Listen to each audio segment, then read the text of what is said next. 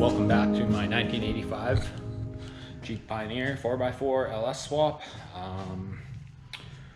We are in final stages of the build. Obviously you can tell by the time lapse, everything going in. I guess I haven't got around to doing an upload in the last couple weeks. There was a stretch where it was like 7 or 8 days where I didn't even turn a wrench on the thing. But as you can tell by the shop, it's full. It's been full for almost going on 2 weeks now, not with these units, but progressively or whatever. Whereas I'm just barely keeping up. I work by myself, I work for myself. So a lot of work on 6.7 Cummins, deletes, mild to wild, Can-Ams. I prefer to work on Can-Ams, specialize in Can-Ams, I guess you can say. BRP, sleds, anything BRP. I was basically born, probably conceived on BRP. So with that being said, I just haven't got around to this bad boy. So I finished up welding my bracket out of just scrap angle iron, painted it, etching primed it. What else? We got my belt drive on, radiators plumbed, power steering is all done. I'll see if I can get the camera down there. So that's all buttoned up, high pressure side, and then low pressure side, it's all hydraulic line. So you know she's good and strong. Crimp fittings on the hydraulic side, obviously, pressure side. Both these hoses I ordered 2 from Rock Auto. They are 2010 Camaro 6.2 liter hoses, and I just cut them in the middle and modified them and blah blah blah. Yeah, so and then kind of the same thing down there, but those were just miscellaneous hoses that I had. And ICT billet the coolant gauge. ICT billet makes a gauge, so let's go ahead and stick the camera in there. You can see it right there. That was, I guess you can say, 2 weeks out to get that ICT billet adapter 1.5. Luckily in Saskatoon, Greg's Distributors, they carry every nut and bolt, every kind of fitting you can imagine. They had 2 in stock, so I went and bought one.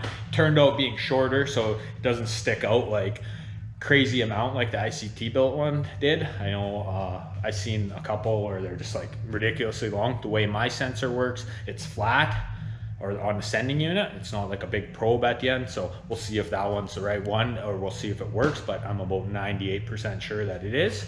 So coolant gauge, oil pressure, all that's done.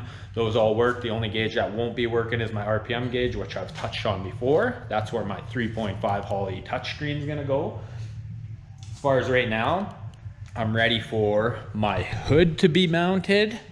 We'll get that bad boy on there, and then obviously I got some silicone coming here, silicone 90, and then I'll run 4-inch across here to air filter, and then I will do some hole sawing into this. Obviously it'll come back off again, but that'll be later down the line to get more air through in here. I got a natural ram air vent right there, which comes through the grill. So just to get that extra little bit of flow going through there in the bottom. And I've heard of other people, I guess, using the 19x22 dual pass radiators and having overheating and stuff like that. It's because there's a dead spot on the bottom there in the cross member, and in that cross member, obviously we went over it and seen, you know, like I didn't affect the structural integrity. I put 2.5, 3-inch hole saw holes in it, 4 of them, to because there was just dead space in the radiator there, and I guarantee you that's why people were overheating who've tried this radiator before. So I went ahead and did that by not obviously drilling holes in it, and didn't affect the structural integrity of the cross member. I mean, it's sheet metal, and left in all the angle part and tons of beef. I didn't document that part, but it is etching primed and painted, and obviously it's all in there. So that radiator is gonna have lots of flow at the bottom right through the whole core and center section, lower section. I even went ahead and mounted that fan, say a little bit on the lower end, because naturally through the grill you're going to have natural flow, more flow coming through the top, right? So the cooling aspect of it, from that I just, like I say, mounted the fan lower. So with that being said, don't let anybody tell you that they won't cool with the 19x22. I also have aftermarket 160-degree thermostat that will flow a little bit more. So I went ahead and ordered that. So it's got the stock Camaro 2010 Camaro water pump in it, which has the 187-degree thermostat. That's going to be, she's coming out, and 160 is going in, boom, right there. So got that ordered.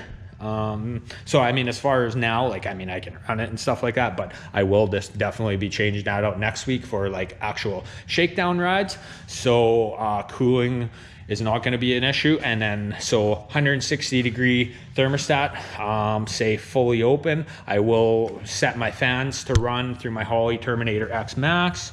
I will set it to run probably around 170, I guess you can say, ish, but I mean, I'll play with it a little bit because I want to put in my tranny temperatures in that as well. So so it'll work through both my transmission oil and my coolant temperature, right? So with that being said, episode 10 here, I'm gonna wrap it up. Thanks for watching.